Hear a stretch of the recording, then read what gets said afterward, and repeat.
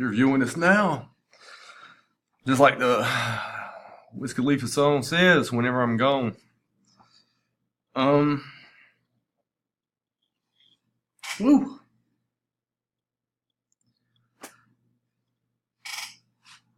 When we covered the 1864 election, we said don't, the Union Party, the party to get the re-election of Abraham Lincoln, said,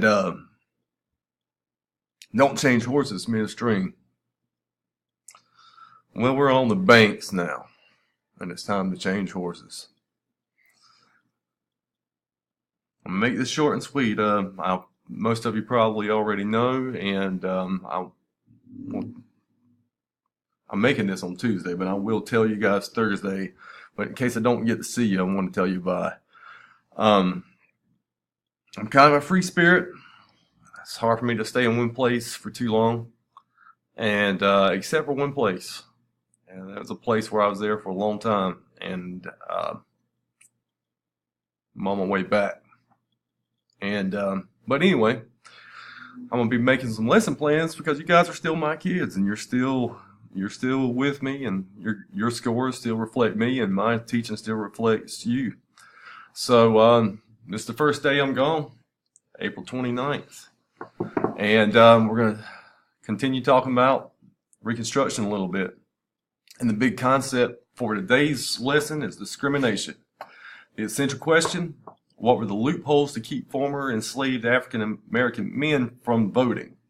Today your agenda is reading task, historic thinking chart, and Freyer models. Okay? Do the reading task first, as you always do. Do it on paper, because Miss Hope, or a sub that Dr. Gardner designates, will be with you the rest of the year. So do your reading task and read the entire article first. Then you're going to come down here, and when you get to question 2, where it says, in 1890, Mississippi held a convention to write a new state constitution to replace the one in force since Reconstruction. 1890 is after Reconstruction. So this is where several time periods will kind of blend in a little bit.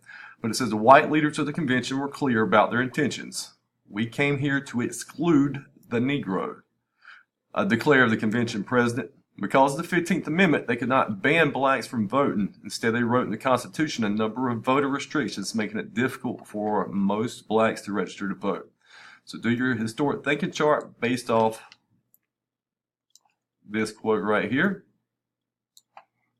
All right, and then you're going to do Freyer models on these 3 words: poll taxes, literacy test, and grandfather clauses. And you'll be able to find it right through here. I will put in links so you can watch each one: poll taxes, literacy test, and grandfather clauses. But anyway, guys, have